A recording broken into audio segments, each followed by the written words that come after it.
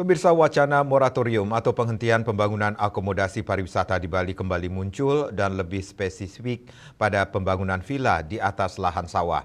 Tujuannya untuk mencegah alih fungsi lahan, terutama lahan pertanian di Bali yang semakin menyempit.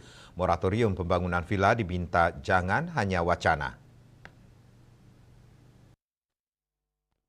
Guru Besar Pertanian UNUD Profesor Inyuman Sucipto mengatakan moratorium pembangunan villa untuk cegah alih fungsi lahan di Bali jangan sekedar wacana-wacana. Pasalnya, moratorium ini akan memainkan peran kunci dalam melindungi sistem irigasi subak yang merupakan salah satu warisan budaya paling berharga di Bali. Moratorium ini mendukung pelestarian subak dengan membatasi pembangunan di lahan-lahan yang berada di bawah sistem irigasi tersebut.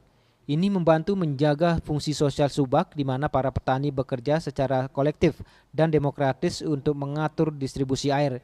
Selain itu, pelestarian subak juga penting dalam menjaga keberlanjutan ekosistem pertanian di Bali karena subak mendorong penggunaan air yang efisien dan ramah lingkungan.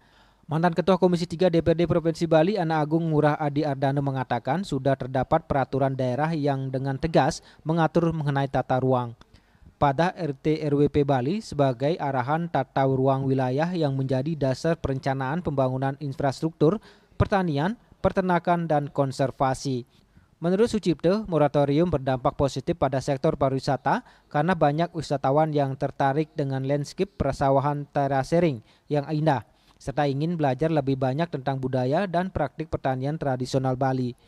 Oleh karena itu, melindungi subak tidak hanya mendukung sektor pertanian, tetapi juga memperkuat daya tarik pariwisata, budaya Bali. Dengan demikian, moratorium alih fungsi lahan adalah langkah strategis untuk menjaga sistem subak yang merupakan bagian tak terpisahkan dari kehidupan agraris dan budaya Bali, serta mendukung ketahanan pangan, kelestarian lingkungan, dan keberlanjutan pariwisata.